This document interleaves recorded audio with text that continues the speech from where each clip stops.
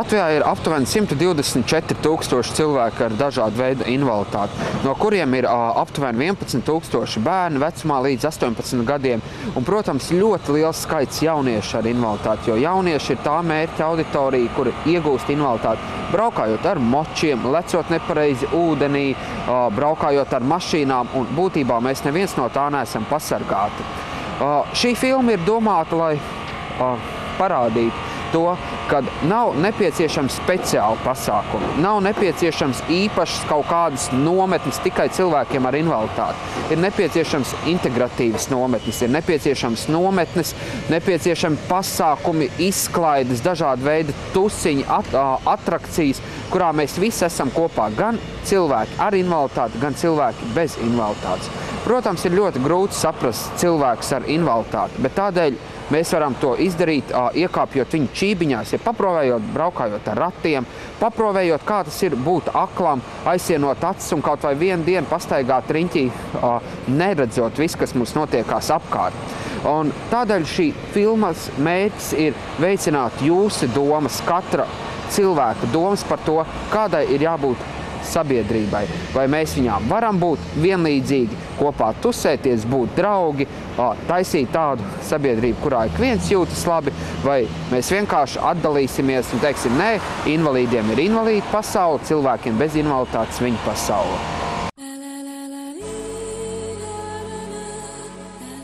Who are we? We are actually young people.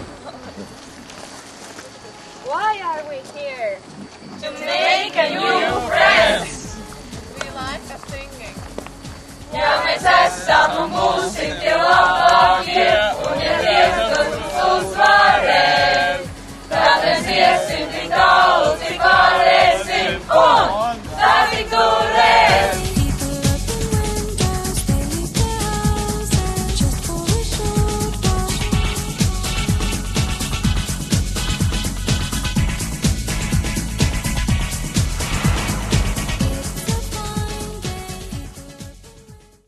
Iespaidīgākais ir bijis tas, ka man bijis iespēja runāt ar šiem cilvēkiem, kam ir kustību traucējumi, un es esmu sapratusi, ka viņi ir ļoti, ļoti spējīgi. Daži pat ir pat spējīgāki par tiem, kam it kā nav nekāda kustību traucējumu. Un arī tas, ka tas viss ir daudz pozitīvāk, ka nav tā, ka viņi ir vārgi un nevarīgi. Īstenībā viņi var ļoti, ļoti daudz, tikai cilvēki to nezina. Es jūtos ļoti labi. Un arī diezgan pārsteigti par visu, kas notiek, jo šie cilvēki arī tiem, kam ir kustību traucējumi, viņi ir ļoti pozitīvi. Viņi neuzliek to kā problēmu visi. Viņi tomēr uz to skatās arī no citām iespējām, ka viņiem tomēr ir daudz, ko viņi vēl varētu darīt. Un tas ir daudz pozitīvāk. Deivids Lega, lektors, rakstnieks, bijušais pasaules čempions peldēšanā un jurisprudences students. Deivids lasa lekcijas par pozitīvo domāšanu un līderību. Deivids savas lekcijas veido uz savas pieredzes bāzes, motivējot cilvēkus sasniegt savus mērķus, veidot nākotni pozitīvu, taču tas ir iespējams tikai tad, ja viņi tic sev un tic iespējai to izdarīt. Deivids Lega ir viens no vispopulārākiem un atpazīstamākiem cilvēkiem ar invaliditāti Zviedrijā. Viņš ir divkārtais paralimpisko spēļu dalībnieks peldēšanā, taču viņam ir viena no smagākajām mobilitātes invaliditātēm. Viņa darbība cilvēku ar invaliditāti jomā ir devusi vērā ņemams panākums Albānijā, Zviedrijā un citās valstīs. Viņš ir dibinājis Deivida Lega fondu, kurš palīdz Albānijas bērniem ar smagu invaliditāti iegūt izglītību. 1998. gadā par Deivida Lega Zviedrijā izdeva grāmatu par pozitīviem piemēriem cilvēku ar invaliditāti, līdzdalības un neatkarības jomā. To var paveikt tik viens, bet jābūt gribai un vēlmei sasniegt mērķi. Katram cilvēkam ir jābūt saviem mērķiem un sapņiem, tomēr tos nedrīkst sajaukt. Arī cilvēkiem ar invaliditāti ir savi mērķi un sapņi. Liela daļa cilvēku domā, ka cilvēki ar invaliditāti ir kaut kas īpašs, kaut kas atšķirīgs. Būtībā nē. Atšķirīgi cilvēki mēs esam jebkurš. Viens ir garāks, otrs ir īsāks, viens ir balts, otrs melns, viens blonds, viens brunets. Un tāpēc es domāju, ka cilvēki ar invaliditāti ir tādi paši kā mēs un atceramies, ka cilvēkiem ar invaliditāti nevajag žēlastību. Viņiem vajag sapratni, viņiem vajag tās pašas iespējas kā jebkuram no mums.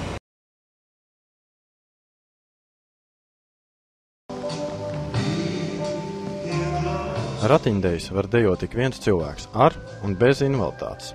Tā ir iespēja labi pavadīt brīvo laiku, tas ir sports un fantastisks integrācijas piemērs. 1998. gadā bija dibināta pirmā ratiņdejas studija Latvijā.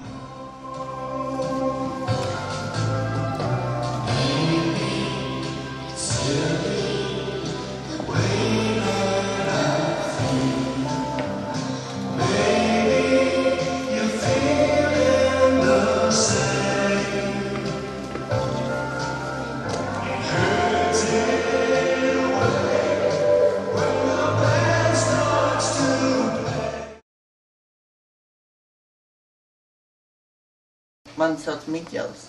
Esmu Rīgas Stradiņu universitātes komunikācija katedres 2.